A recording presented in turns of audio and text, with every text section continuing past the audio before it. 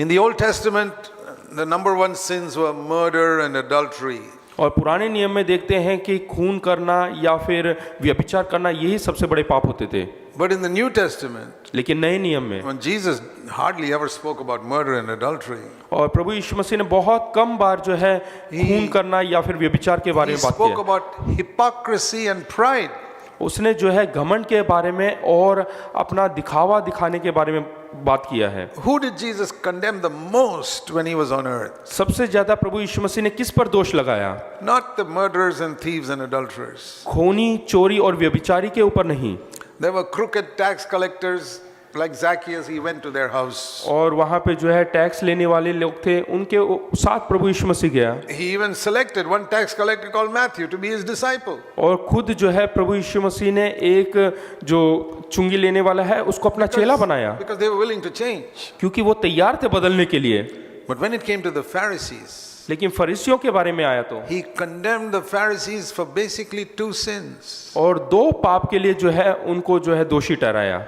He didn't say you murderers और उसने ये नहीं कहा कि तुम खूनी or you adulterers. और तुम व्यभिचारी हो, The Pharisees were not murderers or adulterers. क्योंकि फरीसी लोग जो है वो व्यभिचारी और खूनी नहीं थे। You people sitting here, you are not murderers or adulterers. और आप लोग जो यहाँ पर बैठे हैं आप खूनी या व्यभिचारी नहीं हो। But what did he say to the Pharisees? लेकिन फरीसियों से प्रभु यीशु मसीह ने क्या कहा? You hypocrites. कि ढोंगी। And the word hypocrite means actor. या ढोंगी का मतलब ये है कि आप जो दिखावा कर रहे हैं, Those who act holy, आप जो है नाटक कर रहे हैं पवित्र होने का, who speak holy language, और आप पवित्र जो भाषा को उपयोग में लाते हैं, but are something quite different in private. और जो निजी Private जीवन life, they are different. जो आप निजी जीवन में वैसा नहीं करते हैं। Like some of these Hollywood actors, जैसे कि हॉलीवुड अभिनय करने वाले, you can act like Moses in a movie. और वो अभिनय करते हैं मूसा की तरह, But in his private life, he may have divorced 3-4 times and drunkard and gambler and all that. लेकिन असलियत में देखे तो वो 3-4 बार शादी कर चुका है, डिवोर्स दे चुका है, And next day he again comes for acting, he's again Moses. और अगले दिन वो फिर से जो है अभिनय करने के लिए मूसा बन जाता है। Exactly how some Christians are. That is how some Christians are. हाँ, कई मसीह लोग भी इसी प्रकार से हैं। That is why the Bible says it's very difficult to be a Christian in the last days. और इसलिए पवित्र कलाम बाइबल कहता है कि अंतिम दिनों में बहुत ही कठिन है मसीह होकर जीना। You have this mixed multitude all calling themselves Christians. और इस प्रकार का मिश्रण जो है बना हुआ है जहाँ पे लोग कहते हैं कि हम मसीह लोग हैं, It's light and darkness mingling together. यानी कि रोशनी और अंधकार एक साथ मिला हुआ है, And we think everything is light. और हम सोचते हैं कि सब रोशनी है। It's not true. ये सच्चाई नहीं। So that's why we have to be very, very alert in the last days. इसलिए अंत के दिनों में हमें बहुत सावधान रहना है। It says in Jude, in the book of Jude, और यहूदा की किताब में लिखा हुआ है,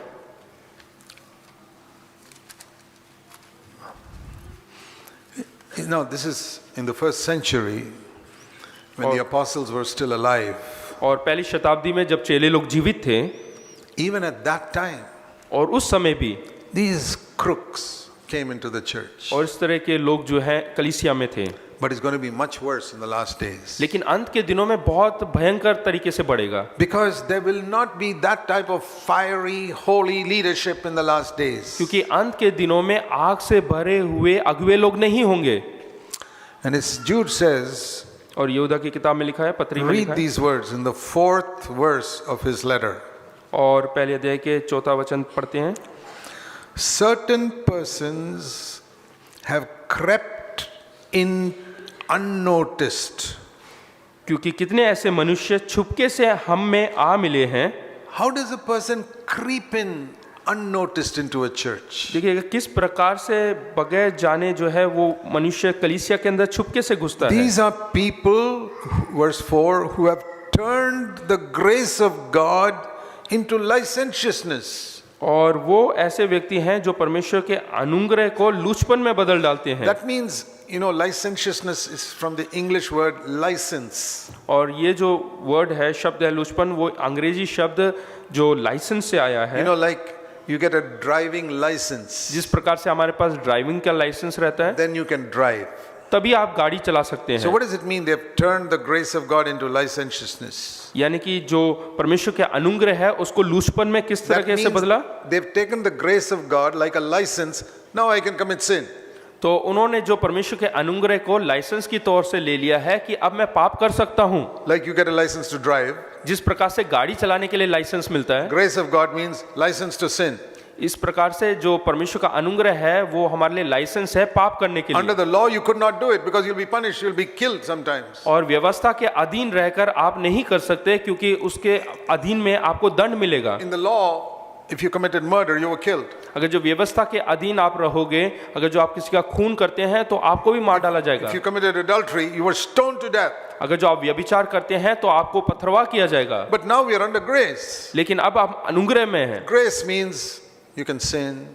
अनुग्रह का अर्थ है आप पाप कर सकते हैं। Just say one sentence, Lord, please forgive me. एक शब्द कहें कि परमेश्वर कृपया करके मुझे क्षमा करें Forgiven, blotted out. और माफ कर दीजिए और फिर Now निकल it is गए just as if I've never sinned. और अपने आप को जो है न्याय चुकाया। Tomorrow I go and do again same thing. और फिर कल से फिर वहीं पे जा रहा हूँ। But I've got this license. तो मेरे को लाइसेंस मिला है, Grace. अनुग्रह, That is false grace. और वो एक नकली अनुग्रह है That's not the meaning of grace. और ये अनुग्रह का अर्थ नहीं। So these people have crept in unnoticed into the church. और वो इस प्रकार से कलीसिया में घुस गए हैं छुपके से, Because very often the leaders don't understand what grace is. क्योंकि अनुग्रह के बारे में खुद अगुवे लोग नहीं पहचान पाए। What is the true grace of God? असली परमेश्वर का अनुग्रह क्या है? See Romans 6:14. रोमियो 6 उसका 14 दिखेगा। Romans 6:14 is a great verse that teaches what the true grace of God is. और रोमियो 6 उसका 14 जो है असली अनुग्रह के बारे में सिखाता है। It's very clear. यहाँ पे बहुत ही साफ सुथरे लफ्जों में लिखा है। I'll read it to you.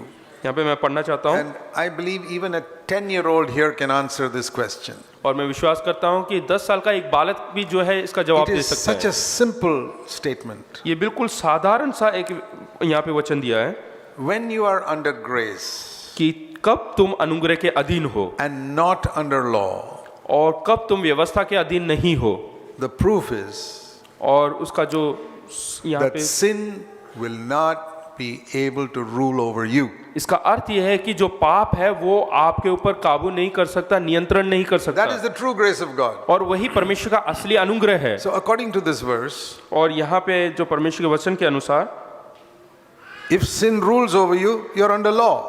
अगर जो पाप आपके ऊपर प्रभुता करता है इसका मतलब आप व्यवस्था के अधीन हो। If sin cannot rule over you, then you're under grace. अगर जो व्यवस्था आपके अधीन नहीं है यानी कि आपके ऊपर प्रभुता नहीं करता है तो आप अनुग्रह के अधीन हो। You read that verse and tell me if you get any other meaning of that verse. ये वचन पढ़ने के बाद क्या आपको कोई और अर्थ समझ में आता है या कोई और अर्थ मिलता है? Sin cannot be master over you because you're not under law now. पाप जो है आपके ऊपर प्रभुता नहीं कर सकता क्योंकि आप व्यवस्था के अधीन नहीं हो, Under grace. लेकिन अनुग्रह के अधीन। So the false grace is, जो नकली अनुग्रह है, it doesn't matter if you sin और उसके लिए अगर जो आप पाप भी करते हो तो उसके लिए कोई मतलब नहीं रखता because you're not under law. क्योंकि आप व्यवस्था के अधीन नहीं हो, Because you're under grace, it doesn't matter if you sin. और क्योंकि आप जो है व्यवस्था के अधीन नहीं हो इसलिए पाप करो तो भी कोई फर्क नहीं पड़ता। That is the false grace. और ये नकली अनुग्रह है। And people who have crept into the church unnoticed. और लोग जो है छुपके से अंदर आ चुके हैं। See, this creeping reminds me of snakes. और जो रेंगना है वो सांप को दिखाता है। Elephants and lions and all don't creep. और जो हाथी और शेर कभी रेंगते नहीं है। Creeping in unnoticed reminds me of a snake. और जो रेंग कर अंदर घुस जाना वो सांप को दिखाता है। How did these people creep in? और लोग रेंग कर कैसे घुस जाते हैं?